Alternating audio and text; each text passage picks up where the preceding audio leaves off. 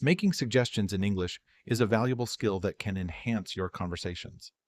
Let's dive into some practical phrases you can use. When you want to propose an idea, you can say, "How about we?" For example, "How about we try that new restaurant?" It's friendly and opens up the conversation.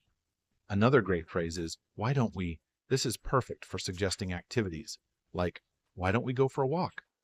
If you want to be a bit more polite, you can use, "I suggest that we," for instance, "I suggest that we start the meeting earlier." This shows you're taking initiative while being respectful.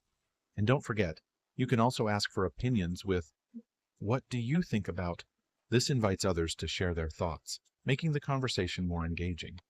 Remember, making suggestions is not just about the words, it's about creating a collaborative atmosphere. So, practice these phrases and watch your confidence grow.